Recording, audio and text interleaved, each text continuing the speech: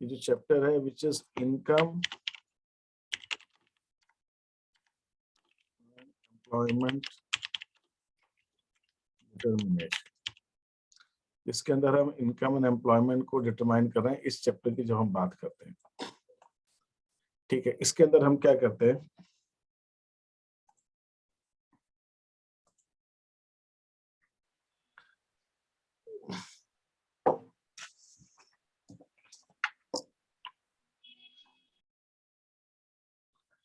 इसके अंदर हम ये बात करते हैं इनकम एंड एम्प्लॉयमेंट डिटरमिनेशन के अंदर कि एक इकोनॉमी में, देखो किसी भी एक, पहले तो इससे समझना पड़ेगा मैक्रो इकोनॉमिक्स में कोई भी इकोनॉमी होती है, उस इकोनॉमी का जो है,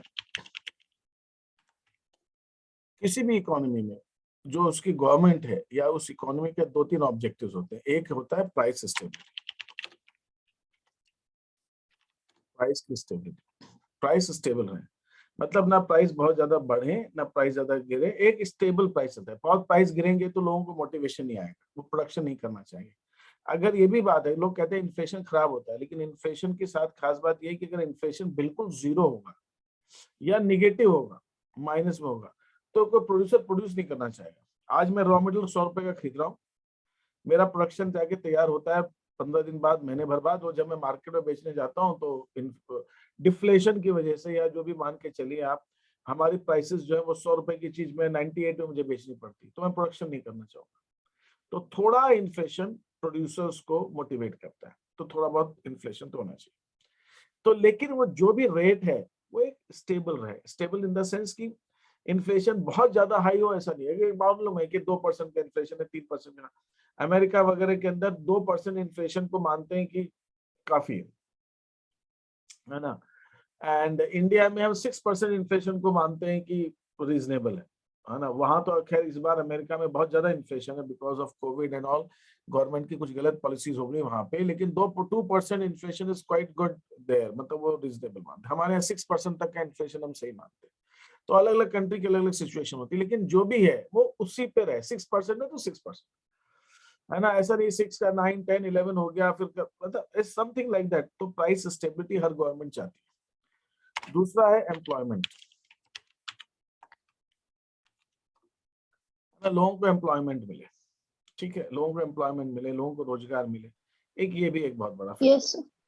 ठीक है, लोग बेरोजगार, अभी तुमने देखा होगा कितने ज्यादा इलेक्शंस आते हैं तो नारेबाजी होती है, लोग विद्रोह करते हैं कि अनएम्प्लॉयमेंट हो रहा है ना, एम्प्लॉयमेंट बढ़ा, तो ये दूसरी चीज होती है एम्प्लॉयमेंट। प्राइस स्टेबिलिटी हो गया, एम्प्लॉयमेंट हो गया। तीसरी सबसे ज्यादा इंपॉर्टेंट सी चीज जो है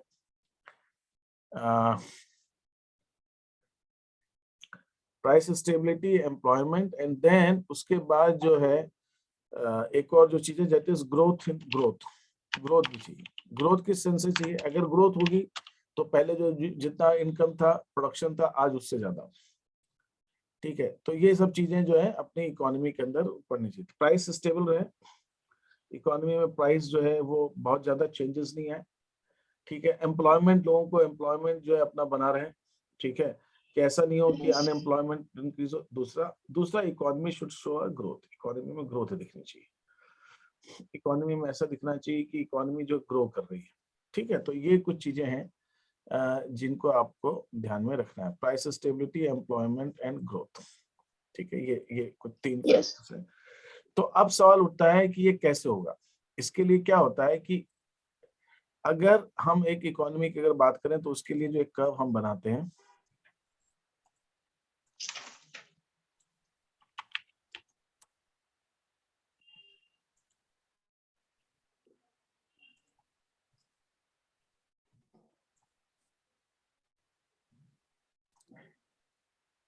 इकोनॉमी की हम जब इनकम की बात करते हैं तो इनकम हम एक्स एक्सेस पे लेते हैं। इनकम मान लो या उसका आउटपुट प्रोडक्शन मान लो, इकोनॉमी का जो टोटल आउटपुट है वो प्रोडक्शन हम एक्स एक्सेस पे लेते हैं। तो अगर हम ये देखें कि एक और हाँ सर ठीक है, पहली चीज। दूसरी चीज क्या होती है कि अब प्राइस स्टेबिलिटी कैसे आती है उस चीज को समझते हैं।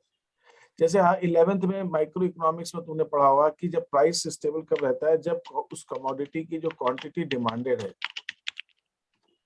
Is equal to quantity supplied, ठीक है। Yes sir. क्वांटिटी डिमांडेड और जो क्वांटिटी सप्लाइड जो है दोनों बराबर होती हैं, तब जाके हम मानते हैं कि इकोनॉमी उस कमोडिटी की प्राइस स्टेबल है, ठीक है।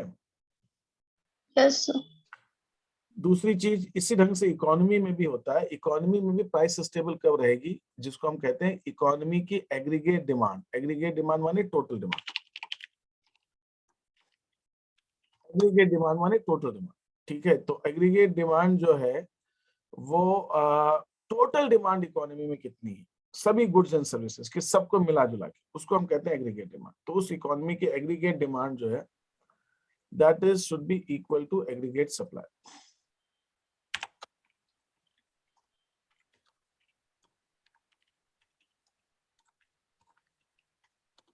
एग्रीगेट सप्लाई माने supply of all goods and services, सभी गुड्स एंड सर्विसेज के सप्लाई को हम कहते हैं एग्रीगेट सप्लाई। इसके अंदर कौन कौन सी चीज आ गई, इसके अंदर सभी गुड्स एंड सर्विसेज के मतलब जितनी भी डिमांड है, चाहे उसमें एग्रीगेट डिमांड का मतलब it includes the demand of petrol, it includes the demand of cooking gas, vegetables, electricity, सभी चीजों की डिमांड। और उस इकोनॉमी में एग्रीगेट सप्लाई मतलब सभी चीजों की सप्लाई। जब ये दोनों बराबर होती हैं देन वी से इकोनॉमी में स्टेबिलिटी आती है, प्राइस स्टेबल रहेगी। जब जितनी चीजों की डिमांड है और जितनी चीजों की सप्लाई है दोनों जब बराबर होंगी then the economy would have be price stability. Yes. तो यहाँ पर मैं एक क्या इस चीज को हम कैसे दिखाते हैं, इस चीज को हम दिखाते हैं एग्रीगेट डिमांड को अगर मैं यहाँ पे शो करूं, aggregate demand and aggregate supply, तो एग्रीगेट डिमांड का जो हमारा कर्व होता है that is something, aggregate demand rises from the, ऐसे ये जाता है एग्रीगेट डिमांड कर्व इकोनॉमी का ऐसे रहता है। This is the aggregate demand.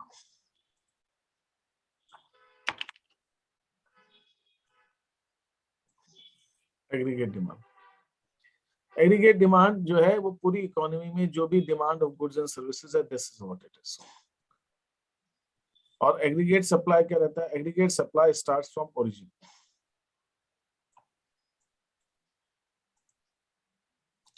Aggregate supply starts from origin, ये हमारा होता है एग्रीगेट सप्लाई। एक चीज यहाँ समझना बहुत जरूरी है इस स्टडी में कि ये जो एग्रीगेट सप्लाई कर्व है, ये एग्रीगेट सप्लाई कर्व कुछ और नहीं है बाकी वो इनकम एंड एम्प्लॉयमेंट ही है। ये इनकम एंड एम्प्लॉयमेंट लाइन को ही हम एग्रीगेट सप्लाई, एक अगर तुमको याद हो नेशनल इनकम में मैंने बताया था कि नेशनल इनकम के अंदर जब एक फर्म्स है, एक तरफ फर्म्स है और एक तरफ हाउस होल्ड,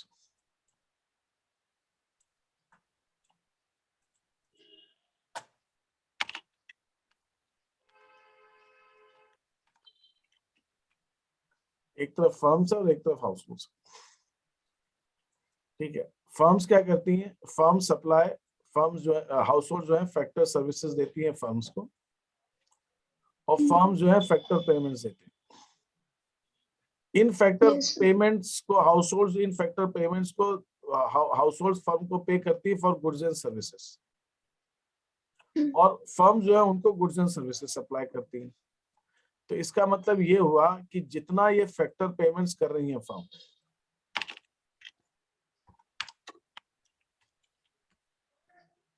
जितना ये फैक्टर पेमेंट्स कर रही है उतनी ही ये फैक्टर सर्विसेज दे रही है, और ये जो फैक्टर पेमेंट्स कर रही है तो हाउस होल्ड उतना ही payment for goods and services कर रही है।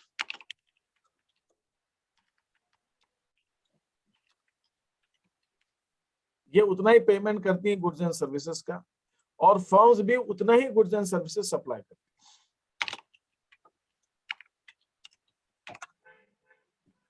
ऐसा होता है। तो फर्म्स भी उतनी ही गुड्स एंड सर्विसेज सप्लाई करती हैं जितना हाउस होल्ड। तो ये सारी चीजें एक दूसरे से बराबर है ना, जितना फैक्टर पेमेंट मिल रहा है उतना ही payment for goods and services है, उतना ही गुड्स एंड सर्विसेज वो सप्लाई करती है। Is that okay? यस। ये सारी चीजें ऐसी चलती है। तो एग्रीगेट डिमांड भी जो हम बात कर रहे थे, मैं आपको ग्राफ का बात कर रहा था, तो इसलिए इकोनॉमी के अंदर ये मान के चलो कि जितनी एग्रीगेट सप्लाई है उतनी ही इनकम है और उतना ही आउटपुट है। सर एक बोलो बोलो। सर ये ग्राफ में एग्रीगेट डिमांड ओरिजिन से क्यों नहीं? वो मैं बताता हूँ। पहले तो ये मैं आपको ये समझाने की पहले एक चीज समझने की ये कोशिश करो कि उस एक इकोनॉमी के अंदर जो है, जो एग्रीगेट सप्लाई है और इनकम है एंड आउटपुट इकोनॉमी का, वो सब बराबर ही। Yes sir. ठीक है, जो भी एग्रीगेट सप्लाई है उतना ही इनकम है, उतना ही आउटपुट है। Is that okay? Yes sir. ठीक है, ये एक चीज है। तो इस हिसाब से इन चीजों को अपने को देखना है।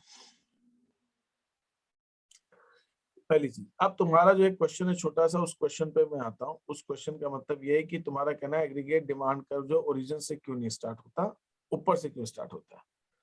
इसका मतलब ये है कि ये जो एग्रीगेट डिमांड कर्व है, इसको हम कंजम्पशन कर्व भी कहते हैं। कंजम्पशन कर्व माने कितना हम कंजम्पशन कर रहे हैं। ये क्या दिखा रहा है? ये दिखा रहा है कि हर इकोनॉमी में कुछ ना कुछ एक ऐसा लेवल ऑफ कंजम्पशन होता है, ऐसा कुछ रोटी कपड़ा और मकान कुछ मिनिमम चाहिए जो हर व्यक्ति को जिंदा रहने के लिए चाहिए ही चाहिए, चाहे उसकी इनकम जीरो।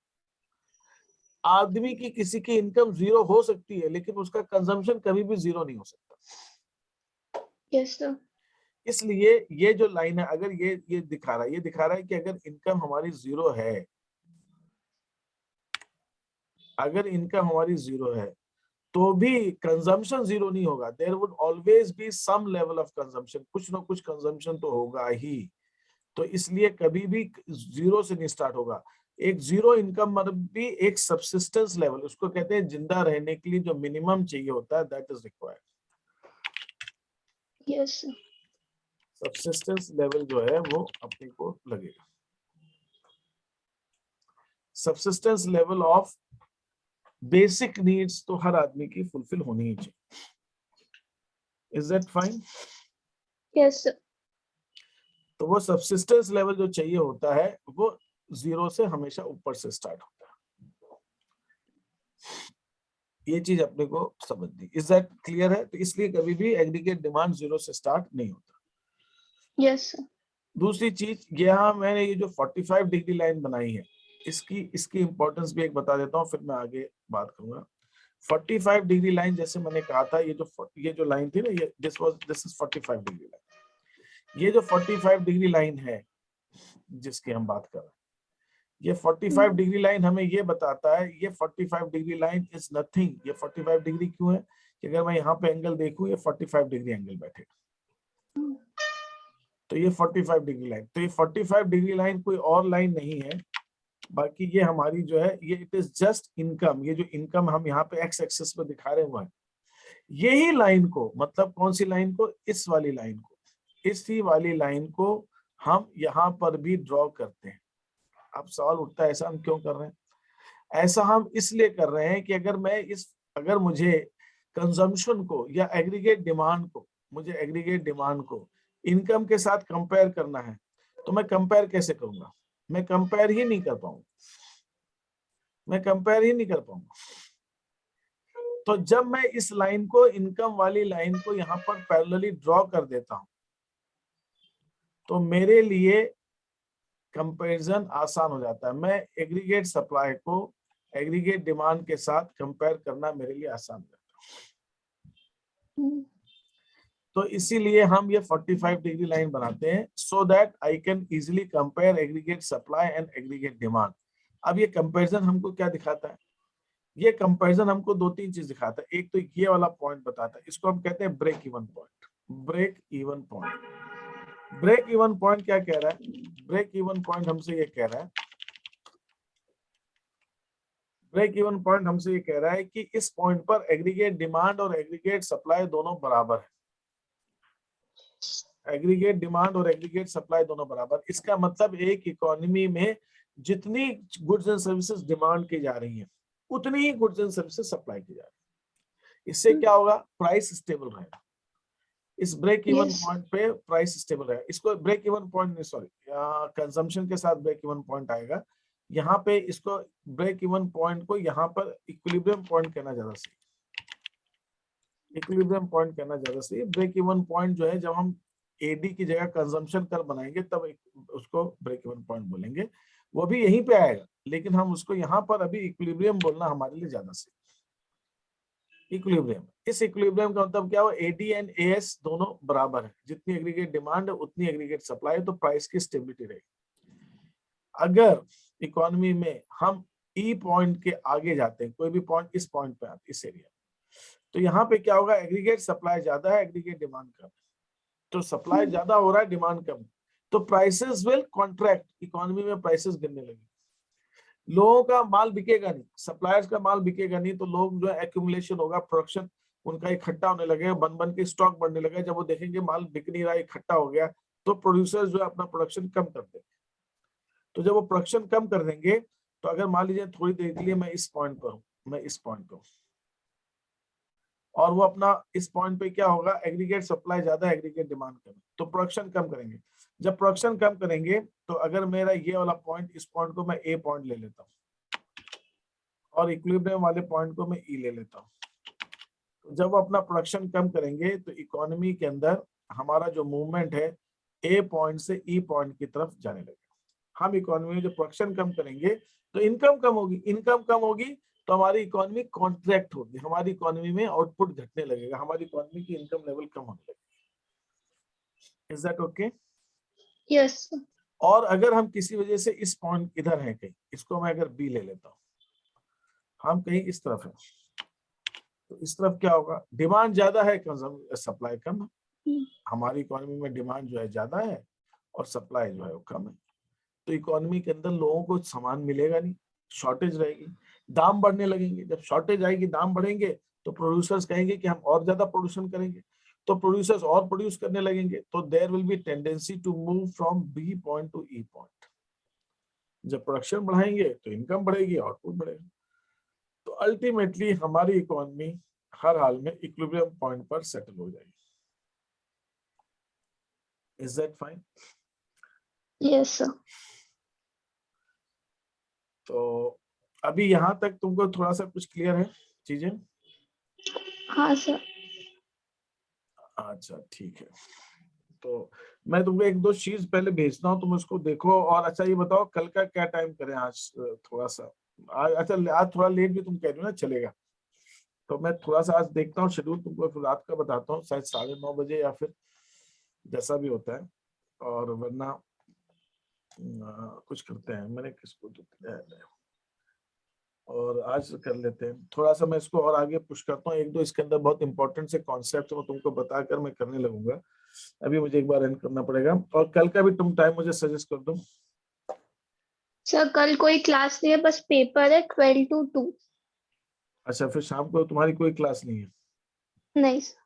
तुम ये बात चैट में डाल देना कि सर कल मेरे हाँ 12 सर। to 2 पेपर है, बाकी rest of the day I am free after 2, तो मुझे वो हाँ ध्यान रहेगा, और मैं अभी भूल भाल जाऊंगा काम वाम में, ध्यान रहेगा, तो मैं तुमको टाइम कल का भी अलॉट कर दूंगा। और अगर तुम्हारा कल पेपर है तो तुम भी तुमको कन्वीनियंट है अगर मैं 9:30 के बाद तुम्हारी क्लास लेता हूँ थोड़ी सी कोई, तो हाँ सर, इंग्लिश कल ले ले लूँ? लेंगे। कल ले लूँ कि आज लूँ, जैसा तुमको कन्वीनियंट है। सर कल ले लो, चलिए कल ले थोड़ा सा लेंगे। पढ़ लूंगी। ठीक है ठीक है, तो मुझे मैसेज डाल देना फिर, है ना? ओके, हाँ सर। अभी तुम एग्जिट कर लो। Thank you sir.